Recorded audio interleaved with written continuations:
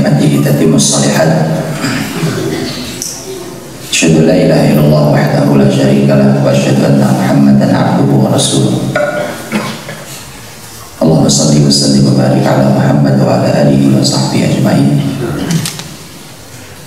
Allahumma bika asbahna wa bika amsayna wa bika nahya wa bika namut wa ilaika nusyur.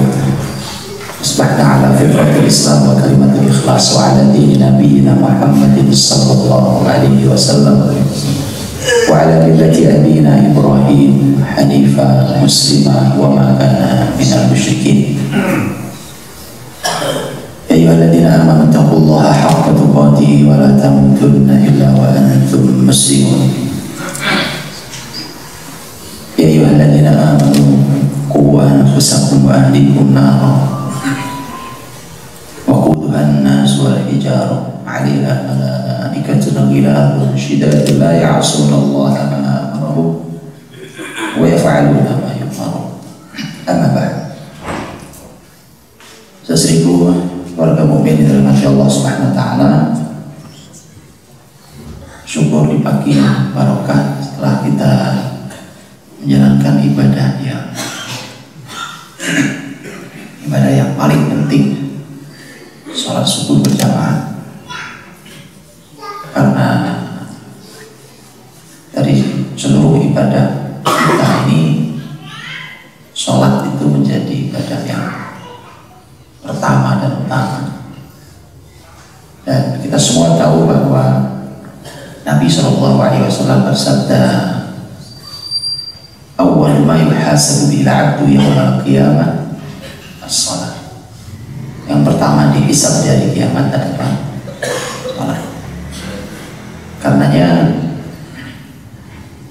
Nabi SAW bahkan ketika bicara tentang pendidikan anak pun, dari semua pembahasan tentang berbagai macam bentuk ibadah yang Nabi sabdakan dengan sangat jelas juga hanya sholat. Muru auladakum bis sholati wa hum abna 7 sinin. Perintahkan untuk sholat di usia 7 tahun. Wadribuhum 'alaiha wa hum abna 10 sinin. Dan pukullah anakmu ketika mereka meninggalkan sholat di usia 10 tahun. Dan dari sholat 5 waktu yang wajib itu, sholat subuh paling istimewa. Dalam banyak ayat, dalam ayat dan hadis Nabi SAW sangat banyak menunjukkan keistimewaan sholat subuh ini. Di antaranya ayat yang sering kita dengar, aqimis shalat dari duluki syams ila wasaqil laili wa qur'anal fajri inna qur'anal fajri kana mashhur. Ini pentingnya salat fajar, salat subuh yang oleh Quran secara spesial disebut namanya, yang lain tidak disebut namanya. Qur'anal fajri, bahkan disebutnya Quran, bukan sholat, tapi Quran al-Fajr, bukan sholat al-Fajr. Para ulama mengatakan karena salah satu hikmahnya adalah bahwa Nabi SAW sholat subuh walau rakaatnya paling sedikit dibandingkan yang lain, tapi Qurannya paling panjang. Qurannya paling panjang. Dalam riwayat disampaikan bahwa Nabi kalau sholat subuh suka membaca antara 60 sampai 100 ayat satu rakaatnya. Dan ini kita sudah melaksanakannya dan sangat banyak keistimewaan yang luar biasa di sholat subuh ini. Maka mudah-mudahan menjadi amal soleh kita semuanya. Bapak Ibu dirahmati Allah Subhanahu wa taala. Allah Subhanahu wa taala berfirman, ya ayyuhalladzina amanu qu anfusakum wa ahlikum nar. Wahai orang-orang beriman, jagalah dirimu dan keluargamu dari neraka. Kita akan di ayat ini, di bagi mulia ini, di mana ada banyak sekali pelajaran dari ayat yang sudah sering kita dengar ini. Pertama, ayat ini ada di surat At-Tahrim. surat At-Tahrim, kalau kita cermati dari awal sampai akhir, ternyata surat At-Tahrim itu pembahasannya banyak, pembahasan tentang keluarga di surat At-Tahrim. Karenanya Bapak Ibu kalau perhatikan At-Tahrim itu ada 12 ayat. Ya ayyuhalladzina amanu qu anfusakum wa ahlikum naro, itu di ayat 6. Betul? 12. Ini di ayat, ini porosnya Pak. Ini tengahnya gitu. Semuanya berpusar di situ. 12 ayat, ini 6-nya, ayat 6-nya. Jadi dia kayak sumbu apa namanya? Dia untuk memutar itu. Karena semua kisah yang dicantumkan di surat At-Tahrim itu semuanya berporos di situ kan? Di dalam surat At-Tahrim. Ayat tidak banyak. At-Tahrim cuma 12 ayat. Tetapi dia mencantumkan banyak potret keluarga. Karena At-Tahrim dimulai justru tentang keluarga mulia, keluarga Rasulullah Muhammad sallallahu alaihi wasallam. Jadi ini menarik. Poros di tengah itu ayat-ayat sebelumnya tentang keluarga Rasul Muhammad SAW.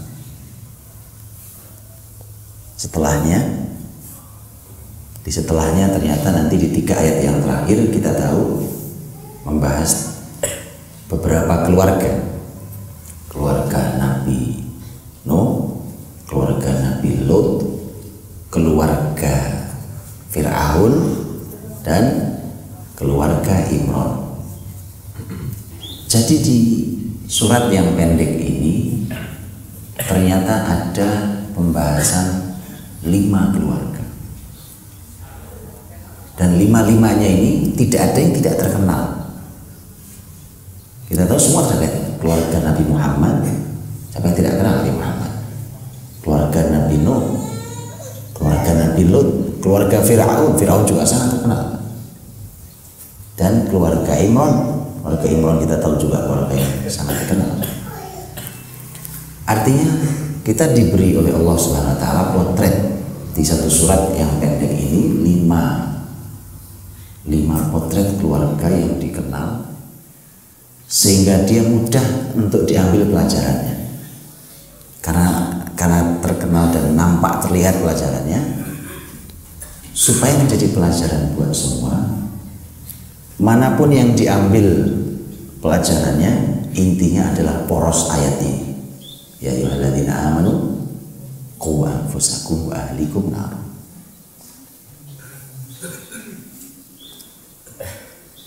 Allah Subhanahu wa taala menyeru di ayat ini untuk orang-orang beriman. Wahai orang-orang yang beriman, qu anfusakum wa ahlikum nar. Jagalah dirimu dan ahlikum, dan keluarga. Perintahnya untuk orang beriman. Kalau kita di keluarga ada suami, istri, anak gitu ya, bahkan mungkin cucu, perintah kan semuanya beriman ya, ini semua beriman karena suaminya, istrinya, anaknya, cucu semua beriman. Tapi ternyata perintah ya ayyuhalladzina amanu itu lebih cocok, lebih pas perintah ini untuk suami. Lebih pas, lebih cocok dari semua sudut pandang. Dari kata ganti domirnya, dari posisinya. Karena kalau kita ambil langsung teknis contoh. Kalau saya katakan pada anak saya yang pertama, atau ada orang berkata pada anak saya yang pertama, nah, anak yang pertama, jagalah dirimu dan keluargamu dari neraka. Bisa. Tapi siapa dia? Dia anak, hanya anak posisinya.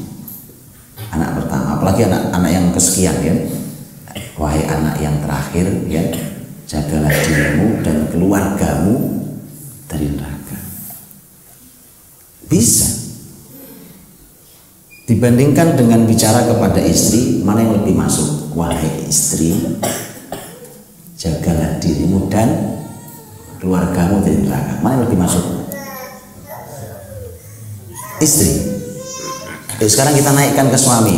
Wahai suami, jagalah dirimu dan keluargamu dari neraka. Itu yang lebih masuk, Pak. Karena dia kuat. Karenanya ini, ayat ini, walau semua di keluarga beriman, tapi perintah pertamanya untuk suami. Karenanya kalau suami tidak pandai menjaga dirinya, dia tidak akan pandai menjaga keluarganya dari neraka. Maka itulah mengapa Al-Quran Karim memulai dengan anfusakum baru ahlikum. Ini pelajaran mahal, karena masih ada saja keluarga-keluarga muslim ini yang ketika punya anak perempuan dinikahkan dengan laki-laki asal laki-lakinya, asal kaya, ya. asal ganteng, ya, asal punya suami, Pak. Asal.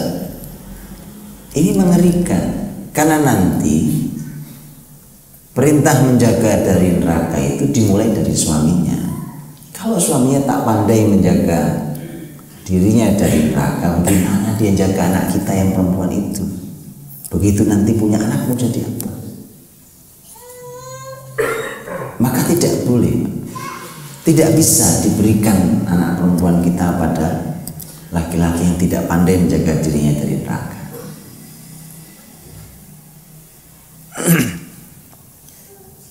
Disinilah kita juga melihat potret langsung dari keluarga Rasul Shallallahu Alaihi Wasallam, keluarga terbaik yang juga dipotret di tempat di ayat ini,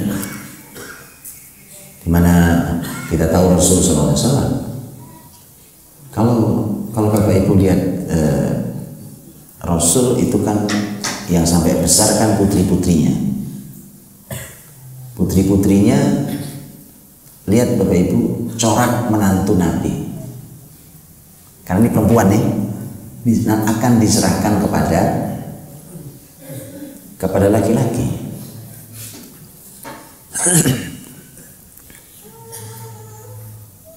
Anak yang putri yang pertama kan Zainab, putri yang paling besar Zainab, diserahkan kepada Abu Lahas. Nanti Ruqayyah, berikutnya setelah Ruqayyah meninggal, Ummu Kulsum dinikahkan ke Utsman, Fatimah dinikahkan ke Ali. Hanya suami yang pertama yang di awal perjalanan hidupnya itu tidak beriman,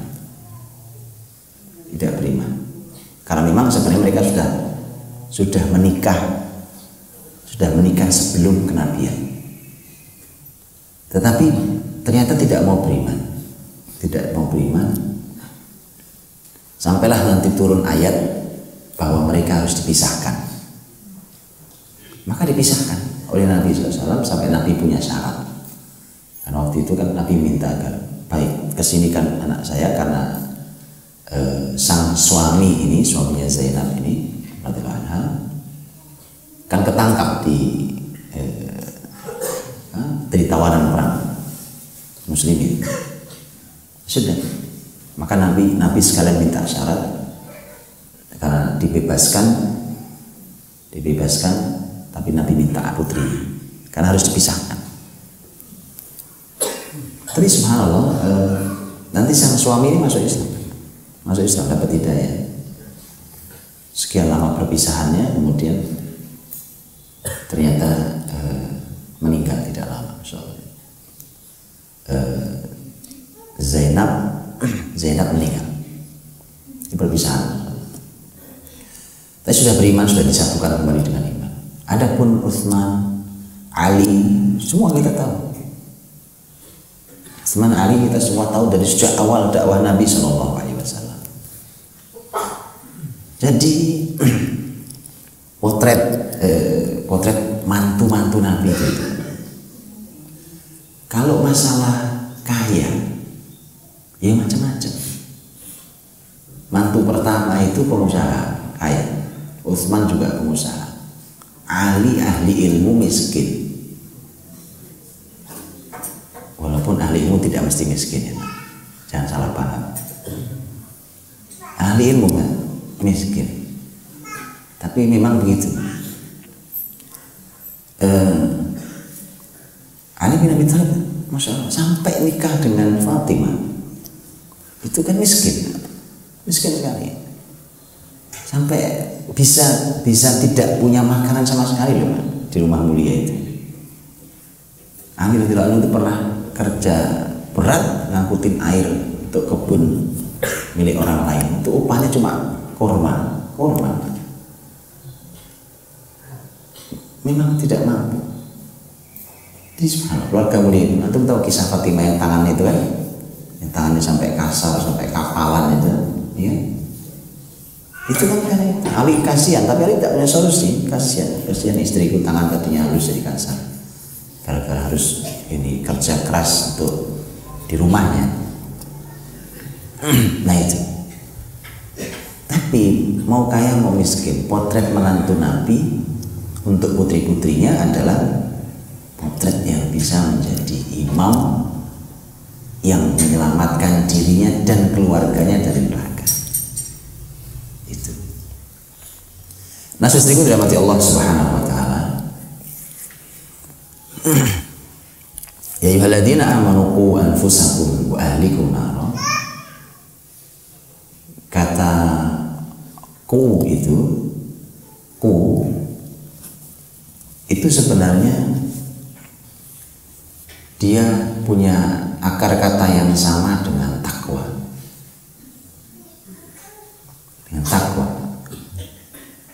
Takwa itu juga berasal dari kata ku itu fi'il amr. Nanti masdarnya adalah wiqayah, penjagaan. Karenanya kemudian dia itu tameng. Jadi kalau kita melihat ini menjadi akar yang sama dan sejalan ya. Artinya bahwa keluarga ini harus dibuat bertakwa.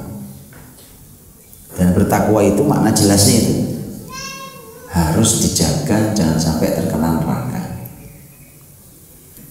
Jadi takwa itu ternyata memang berawal dari kata tameng itu atau penjagaan. Sampai sekarang orang Arab menyebut langkah preventif bahasa kitanya gitu. Jadi mengantisipasi sebelum terjadi itu namanya al-wiqai. Kata wiqayah berarti diantisipasi sebelum terjadi. Berarti itu konsep di rumah itu begitu. Jangan begitu kejadian baru pada kalang kabut sendiri. Karenanya orang tuh harus cerdas menganalisa. Ini kemana nih anak ini mengarahnya? Kemana nih pasangan saya mengarahnya?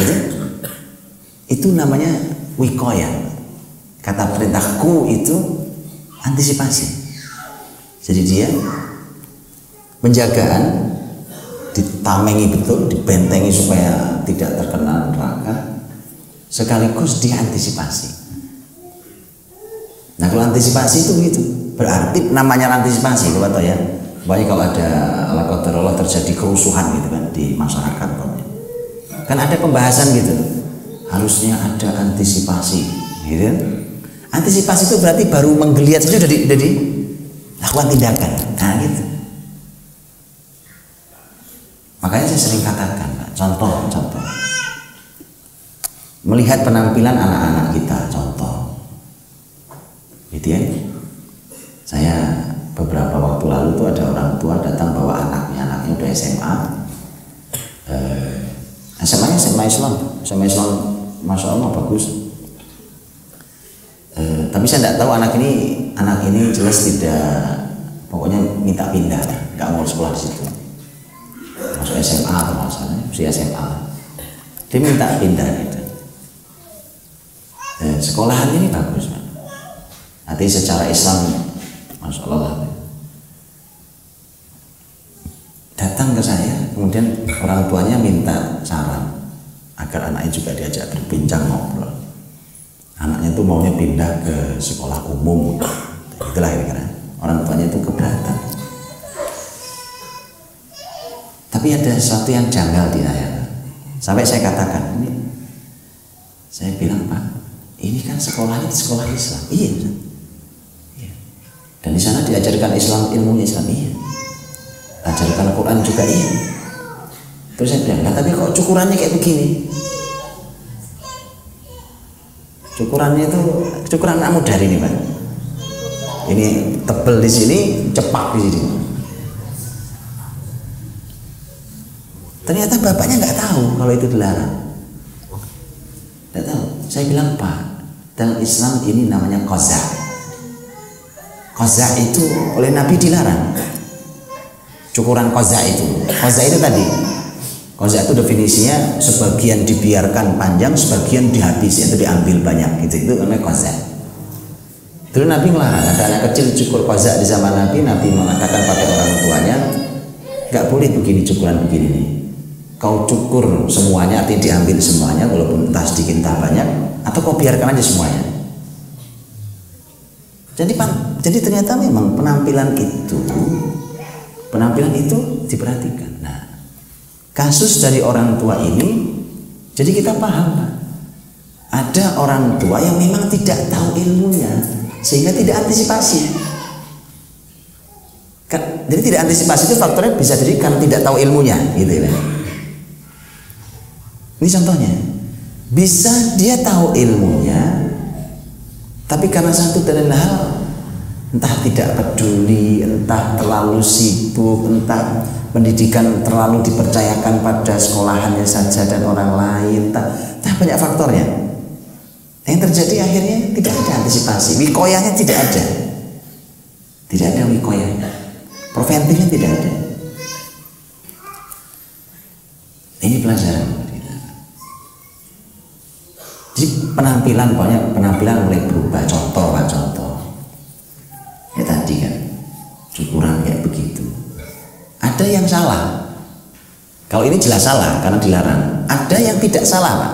Tapi mulai berubah, tapi tidak salah. Contoh, anak kita sekarang cukurannya rapi gitu ya.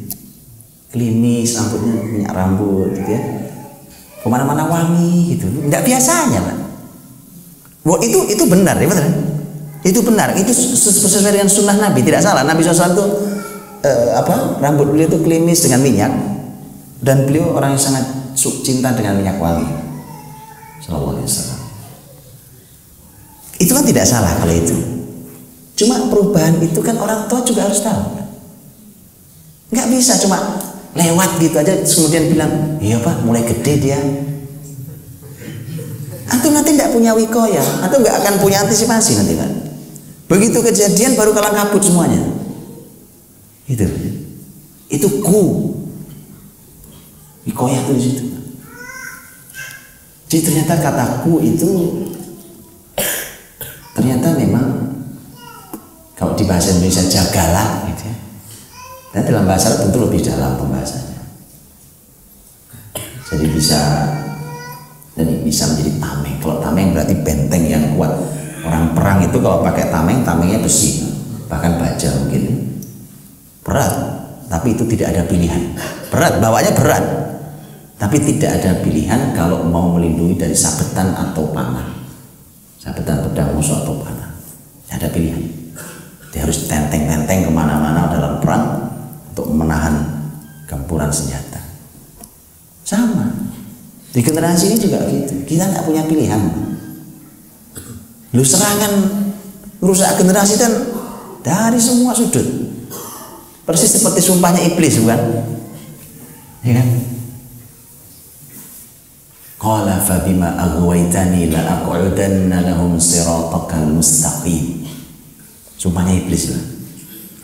Thumma la'atiyannahum min bayni aydihim wa min khalfihim wa an aymanihim wa an syama'ilihim wala tajidu aktsarahum syakirin. Iblis itu kontrol terus, Pak. Jadi ini radarnya terus mengawasi anak cucu Adam nih, yang jalan di atas jalan yang lurus diawasi terus sama iblis. Jadi generasi ini dikepung kanan kiri. Itu memang iblis kerjaannya. Yang diawasi itu bukan yang rusak, yang diawasi itu yang benar. Kalau rusak kan memang target dia. Yang lurus ini yang benar, yang ngaji, nah itu yang diacak-acak. Makanya kalau ada program ngajin itu ya pada kalang kabut itu, Pak. Begitu memang. Kemarin saya di ITS Surabaya dengan Pak Rektor sholat subuh itu mahasiswa yang hadir 6.000 orang. Kebayang, Pak, anak muda 6.000 datang. Wah, iblis mesti gemeteran, Pak. Itu kalau dilanjutkan saja, kebayang nggak terjadi apa itu? Luar biasa. Iya. Selesai itu ada orang tua yang kirim tulisan ke Pak Rektor. Anak saya, Pak, nggak usah diajak sholat subuh berjamaah, nggak usah diajari berhijab. Banyak itu. Itu orang tuanya.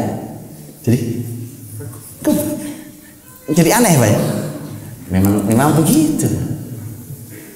Ya begitu. Jadi yang benar tuh ada aja yang iseng protes yang apa. Oh ya, 6.000.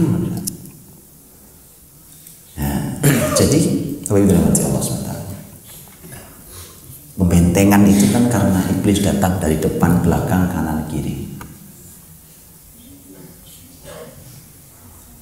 Dan Syekh Sya'rawi rahimahullah ta'ala, Masya Allah, rahimahullah, dia salah satu ahli tafsir yang hari-hari ini dan sudah meninggal.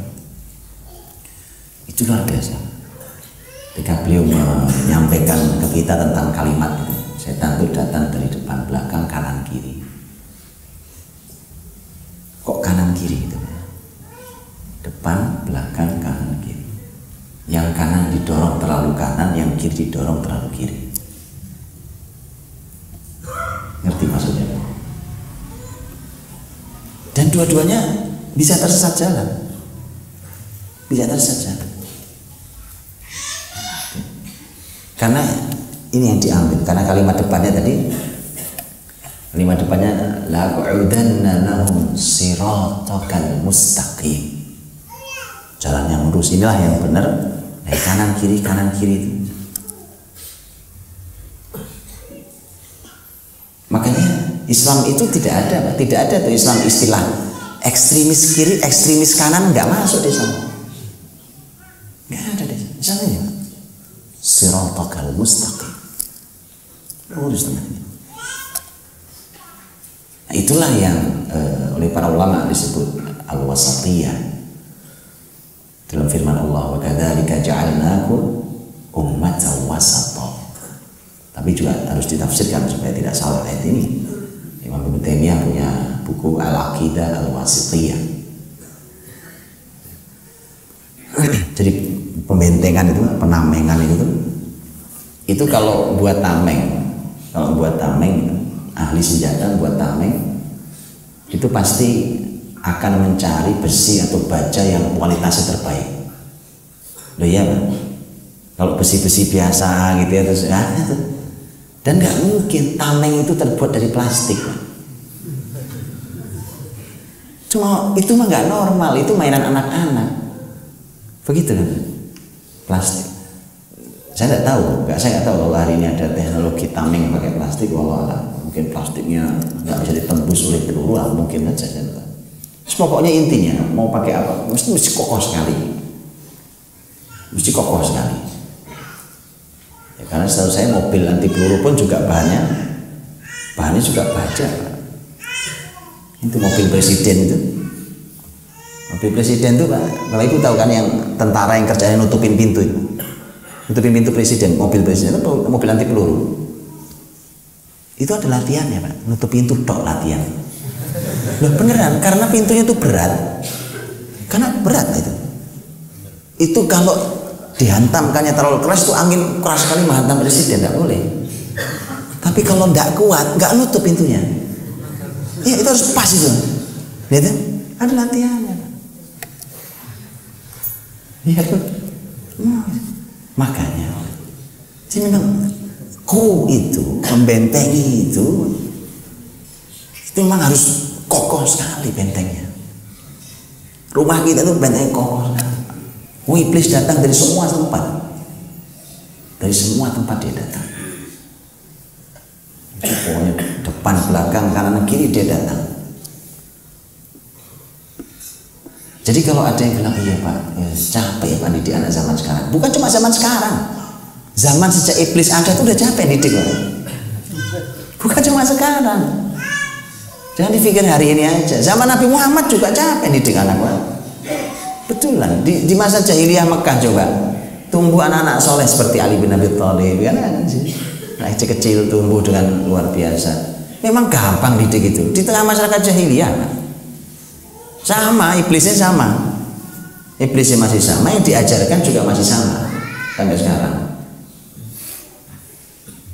Jadi iblis itu memang konsisten banget. Masuk kalah, kita nggak istiqomah itu kan salah, ya kan? Iblis itu konsisten juga.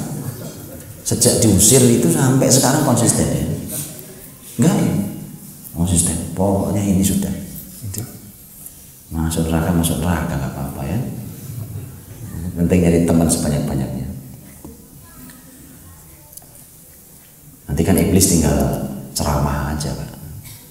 Nanti di akhirat kan dikasih mimbar sama Allah. Seperti mana surat Ibrahim. Ceramah dia ya.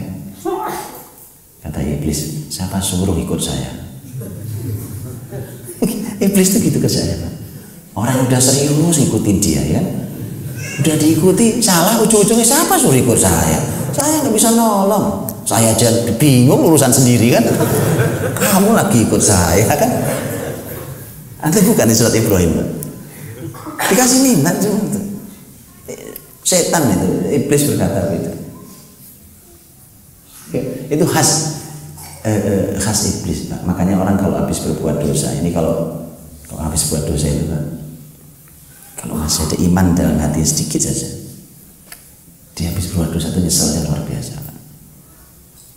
Karena iblisnya sudah lari. Sebelumnya semangat dia melakukan dosa, semangat dia rencanakan segala macam, semangat. Tapi begitu dilakukan betul, karena habis itu iblisnya berkata, ini bariun mink, aku nggak tanggung jawab ya. Itu inni akhafullah, kata iblis, aku juga takut sama Allah ya kan. Urusan-urusan kamu dah.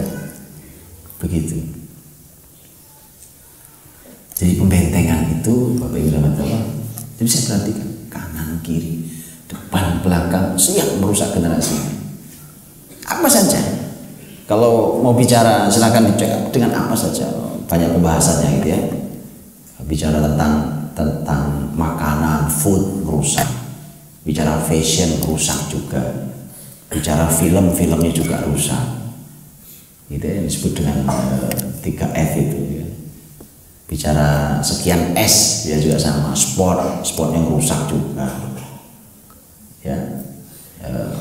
Urusan lagu ya sama juga rusaknya. Semua. Itu tugas orang tua, dan terutama tugas itu ada di ayah. Memang itulah mulianya kepala rumah tangga. Berarti kan harus ngerti ilmunya. Ilmu buat benteng yang kuat tuh kayak apa? Tadi ilmu antisipasi berarti harus tahu, oh kalau begini tuh gejalanya gini. Kan kalau kita punya anak sudah lama Pak, kan tahu ya Pak, kok dipegang-pegang kakinya mulai hangat. Nah itu udah mulai tahu kita, betul kan? Karena pengalaman, kita punya ilmu. Kok kakinya hangat ya? Badannya sih belum panas nih. Kok hangat ya kakinya anak ini? Nah gitu. Tahu orang tua, karena punya ilmu. Itu harus diketahui, orang tua harus tahu. Sehingga nanti ketika dia melihat anak-anak itu tahunya berubah ini. Apa yang membuat dia berubah? Ini apa sebabnya? Itu berubah. Yang tadi bisa jadi perubahan itu salah, langsung kelihatan salahnya. Bisa jadi tidak salah, bahkan benar. Gitu ya. Kayak tadi saya cerita minyak wangi dan nisir yang rapi gitu ya. Rapi terlihat itu sudah benar. Cuma kan perubahan itu mesti ada yang melandasinya. Nah, orang tua harus tahu. Kalau sudah benar tinggal dilanjutkan. Kalau ternyata ini salah, maka sudah ada antisipasi. Baik, itu qu anfusakum wa ahlikum nar.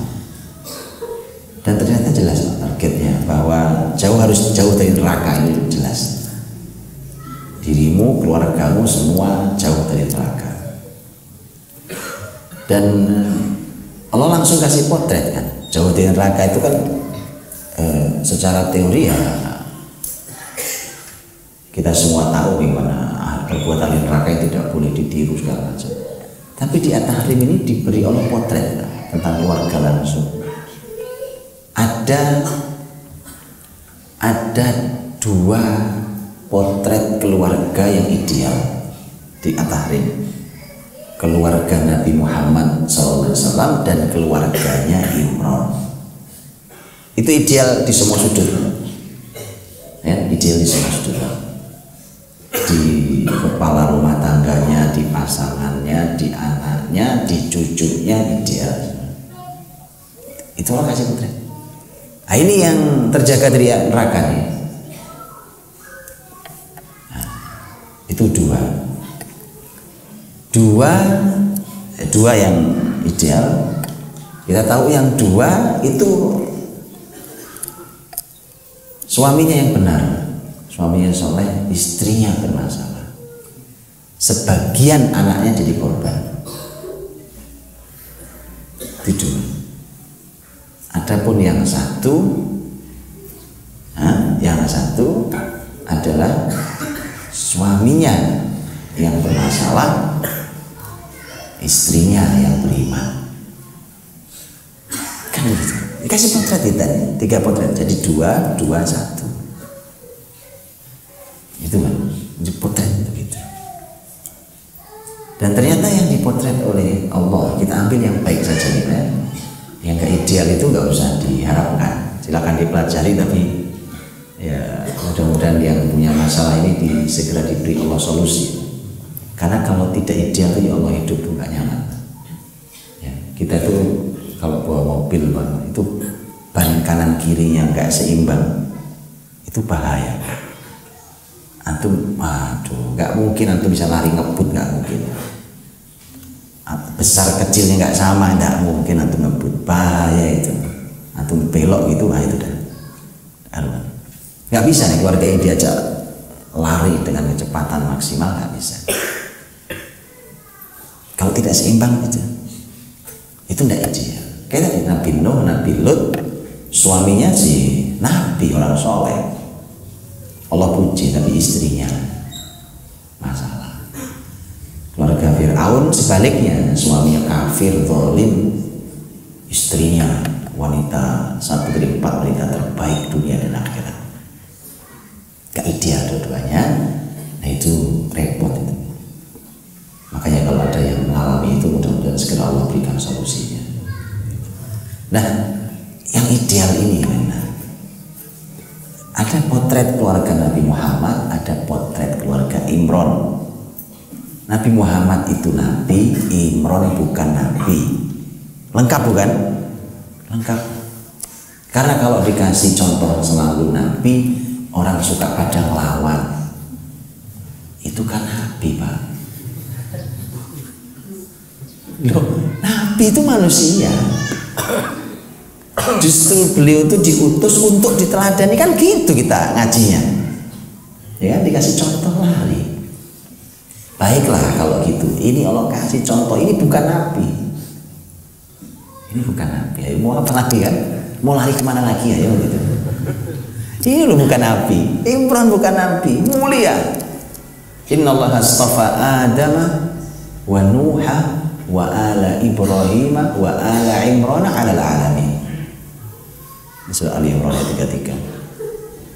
Sesungguhnya Allah memilih Adam, Nuh, keluarga Ibrahim, keluarga Imran, ya, di atas seluruh alam. Dari 4 itu yang Nabi 3, Imran sendiri yang bukan Nabi. Tapi lihat, Allah sejajarkan orang yang bukan Nabi dengan para Nabi, bahkan lebih tinggi dari Nabi di sisi keluarganya. Karenanya Allah tidak berfirman untuk Adam dan Nuh keluarga, tapi hanya Ibrahim dan Imran di ayat itu yang disebut keluarga. Itu pelajaran sendiri. Ini potretnya. Tentang Nabi Muhammad di surat At-Tahrim yang dipotret pembahasannya adalah beliau, Nabi Muhammad, dan istrinya dan pasangannya dan pasangan-pasangannya. Kalau yang Imran yang dipotret langsung anaknya langsung, anak dipotret. Lengkap bukan sekarang? Lengkap kan? Kepala rumah tangga, pasangan, anak. Begitu keluarga ahli surga memang harus begitu. Dia sempurna di semuanya, di pasangannya, di anaknya. Bahkan kalau mau kita urutkan lagi sampai di cucunya. Karena kita tahu Nabi Muhammad SAW dengan cucunya, dan kita tahu bagaimana juga Imran dengan cucunya. Karena cucunya Imran siapa? Nabi Isa. Bapak kakeknya bukan Nabi, cucunya Nabi. Itu prestasi pendidikan luar biasa. Itu baru benar didik anaknya, ya kan? Ini saya sebut grafiknya naik ini, Pak.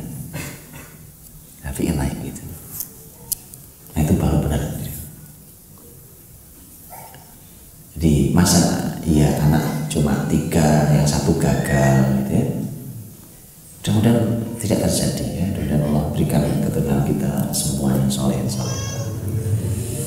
Baik Bapak Ibu yang dirahmati Allah, sudah jam 6 lebih.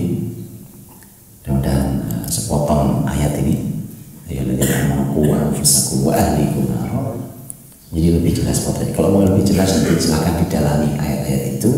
Bagaimana Allah menggambarkan keluarga Nabi Muhammad SAW. Bagaimana Allah memotret keluarga Imran. Yang dua-duanya adalah keluarga surgawi. Seperti apa dipotretnya? Nah, itu jadi pelajaran sangat mahal buat kita semua. Allah dan Allah kumpulkan kita dan keluarga kita di surga Allah Subhanahu wa taala. Jadikan menunjukkan pandangan mata untuk kita semua di dunia dan kelak mereka memimpin bagi orang-orang yang berkah. Allah Assalamualaikum warahmatullahi wabarakatuh.